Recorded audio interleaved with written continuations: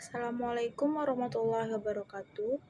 Perkenalkan saya Alfika Irinisa dengan NIM 2310431028 dan teman saya ada Agil Fauzan, Anugrah Primaranda, Naura Mawaddah, Robi Iksan Habibi. Kami akan menjelaskan tentang materi nilai dan norma konstitusional Undang-Undang Dasar 1945. Konstitusional ketentuan perundang-undangan di bawah Undang-Undang Dasar. Kami akan menjelaskan dan mempresentasikan materi tersebut. Saya akan menjelaskan tentang latar belakang.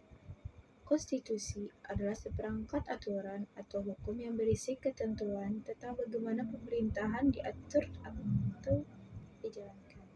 Oleh karena itu, aturan dan hukum dalam konstitusi itu mengatur hal-hal yang amat mendasar dari suatu negara.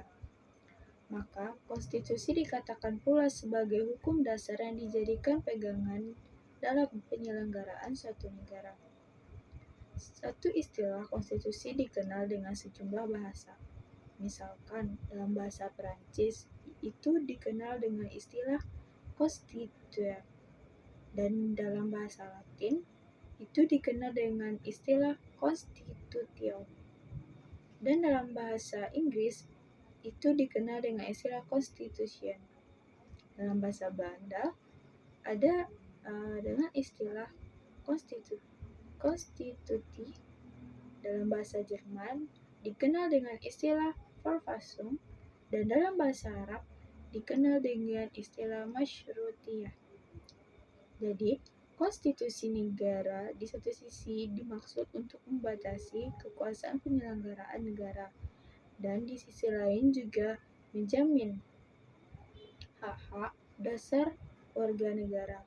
Seorang ahli konstitusi kebangsaan Jepang, yaitu Naoki Kobayashi, mengemukakan bahwa Undang-Undang Mendasar membatasi dengan mengendalikan kekuasaan politik untuk menjamin hak-hak rakyat.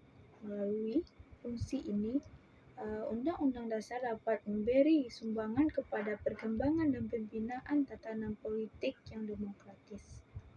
Aturan-aturan dasar dalam Undang-Undang Negara Republik Indonesia tahun 1945 ini merupakan bukti adanya pembatasan kekuasaan pemerintahan Indonesia.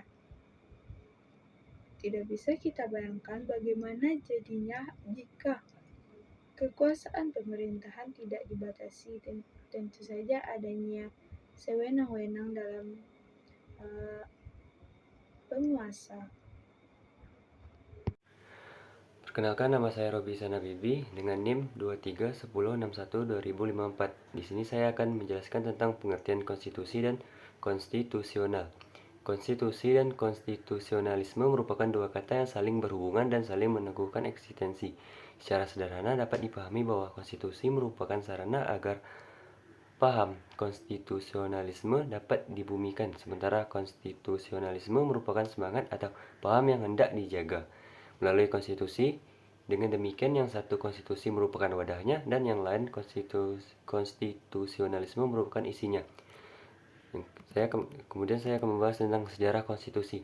Sejarah konstitusi di Indonesia mencakup perkembangan dan evolusi konstitusi negara sejak zaman kolonial hingga kemerdekaan, serta dalam masa-masa sesudahnya. Berikut adalah beberapa ringkasan sejarah konstitusi di Indonesia.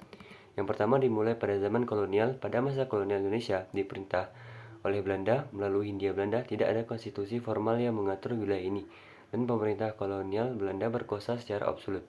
Namun, pada tahun 1922, Belanda memberikan Undang-Undang Tata Negara yang memberikan sedikit otonomi kepada Hindia Belanda. Yang kedua yaitu Sumpah Pemuda pada tahun 1928. Pada tanggal 28 Oktober 1928, pemuda-pemuda di Indonesia mengucapkan Sumpah Pemuda yang menyerukan persatuan bahasa dan budaya nasional. Ini menjadi landasan semangat nasionalisme yang menjadi dasar bagi perjuangan kemerdekaan Indonesia. Kemudian, proklamasi kemerdekaan pada tahun 1945. Pada tanggal 17 Agustus 1945, Soekarno dan Muhammad Hatta memproklamasikan kemerdekaan Indonesia. Proklamasi ini menjadi dasar pembentukan negara Republik Indonesia yang merdeka. Meskipun belum ada konstitusi tertulis, proklamasi tersebut berisi prinsip-prinsip dasar negara. Kemudian Undang-Undang Dasar 1945. Pada tahun 1945 dibentuk Badan Penyelidik Usaha-Usaha Persiapan Kemerdekaan Indonesia atau BPUPKI yang bertugas menyusun dasar negara. Hasilnya adalah terciptanya Undang-Undang Dasar 1945. Undang-Undang Dasar 1945 yang ditetapkan pada tanggal 18 Agustus 1945 merupakan konstitusi pertama Indonesia yang mengatur prinsip-prinsip dasar. Yang kelima yaitu Konstitusi RIS 1949. Pada tahun 1949, Indonesia mengalami perubahan menjadi Republik Indonesia Serikat dengan konstitusi baru. Namun RIS hanya berlangsung sebentar karena pada tanggal 1950, Republik Indonesia menetapkan Undang-Undang 1945 kembali sebagai konstitusi negara. Yang keenam yaitu pembentukan Negara Kesatuan Republik Indonesia atau NKRI. Setelah beberapa tahun pertikaian dan konflik dengan Belanda, Indonesia berhasil mempertahankan kemerdekaannya dan membentuk NKRI. Undang-Undang 1945 tetap berlaku sebagai konstitusi negara.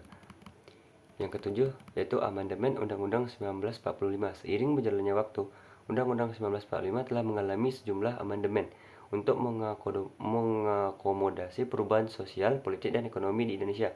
Beberapa amandemen penting termasuk amandemen tahun 1959 yang memperkenalkan konsep otonomi daerah.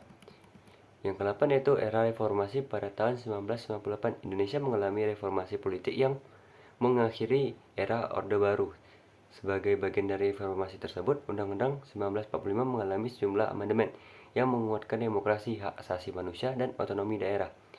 Yang ke-9, Amandemen 4 Undang-Undang 1945. Pada tahun 2002, Indonesia mengadakan amandemen keempat Undang-Undang 1945 yang mengubah sistem pemerintahan Indonesia dari sistem presidensial ke sistem presidensial terpilih. Amandemen ini juga mengatur pembagian kekuasaan yang tegas antara pemerintah pusat dan daerah.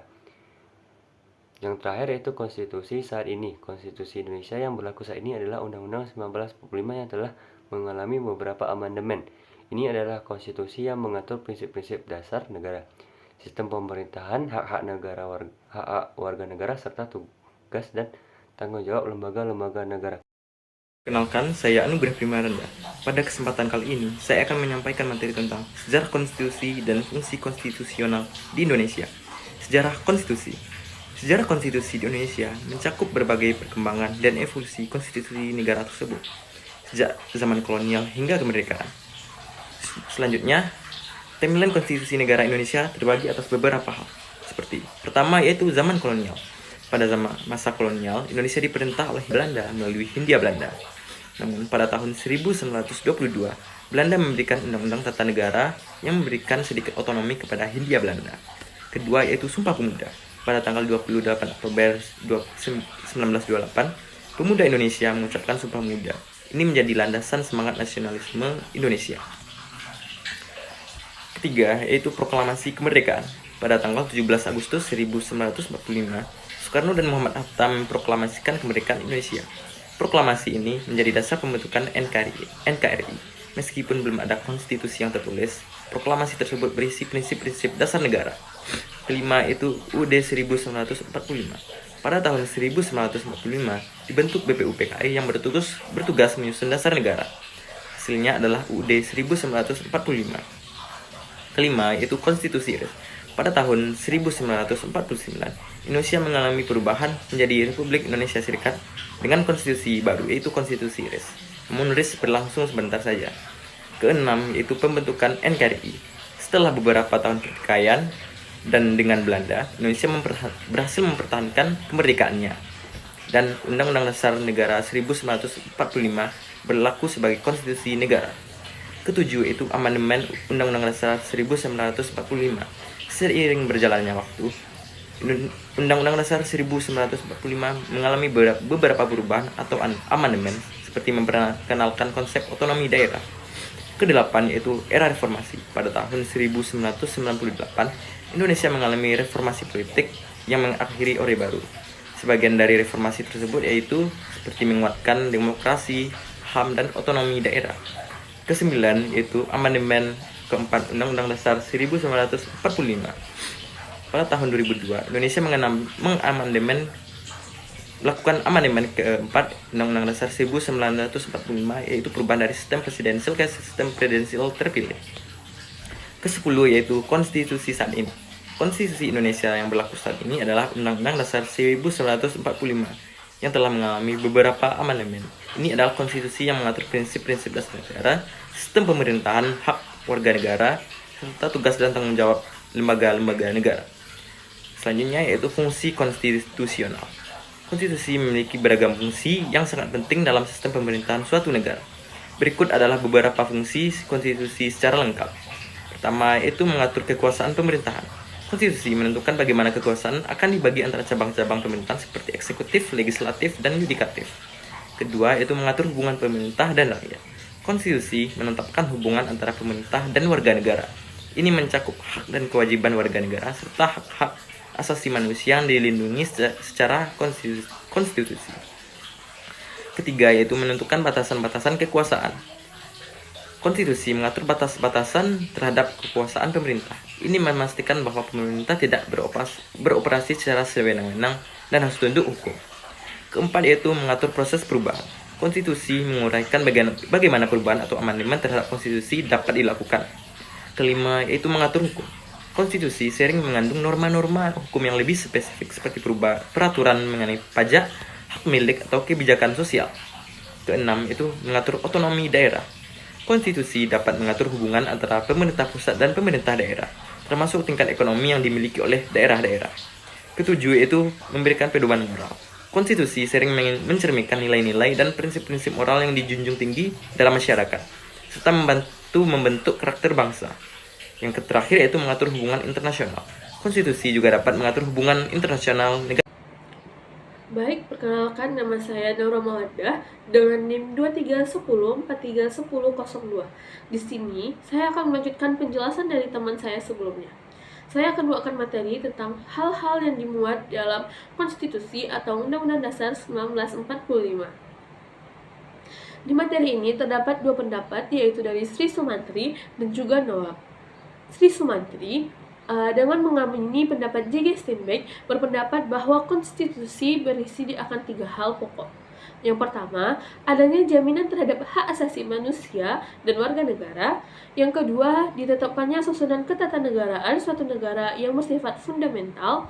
Dan yang ketiga adalah adanya pembagian dan pembatasan tugas ketatanegaraan yang juga bersifat fundamental. Pendapat Noah dan Sumantri sesungguhnya berada dalam suatu alur, hanya saja disampaikan dengan bahasa yang berbeda, sehingga keduanya sama-sama menyampaikan bahwa materi muatan konstitusi memuat hal-hal yang berhubungan dengan kekuasaan dan lembaga yang menjalankan kekuasaan negara, serta hal-hal yang berhubungan dengan jaminan hak asasi manusia. Mungkin hanya segitu materi tentang hal-hal yang dimuat dalam masalah konstitusi atau UUD 1945. Materi selanjutnya akan dijelaskan oleh teman saya. Terima kasih. Baik teman-teman, perkenalkan nama saya Agil Fauzan dengan NIM 2310611037. Saya akan melanjutkan materi dari teman-teman saya tadi. Selanjutnya yaitu tuntutan masyarakat pada masa reformasi 1998. Yang pertama ada penegakan supremasi hukum, yang kedua pemberantasan KKN, yang ketiga ada pengadilan mantan Presiden Soeharto dan kroninya. Yang keempat itu amandemen konstitusi. Yang kelima pencabutan dui fungsi ABRI, TNI atau Polri. Yang terakhir itu pemberian otonomi daerah seluas-luasnya. Nah, selanjutnya lanjut ke kesimpulan. Jadi kesimpulannya itu adalah dengan memahami nilai-nilai dan norma-norma konstitusional yang terkandung dalam Undang-Undang Dasar 1945, serta pentingnya memastikan bahwa semua peraturan perundang-undangan sejalan dengannya, kita dapat memastikan terwujudnya sistem hukum yang kokoh, berkeadilan, dan sesuai dengan aspirasi rakyat Indonesia. Nah, sekian dari saya, terima kasih. Baiklah, hanya itu presentasi dari kelompok kami. Jika ada kata-kata atau kesalahan, mohon dimaafkan. Saya tutup dengan wabillahi taufiq wal hidayah. Wassalamualaikum warahmatullahi wabarakatuh.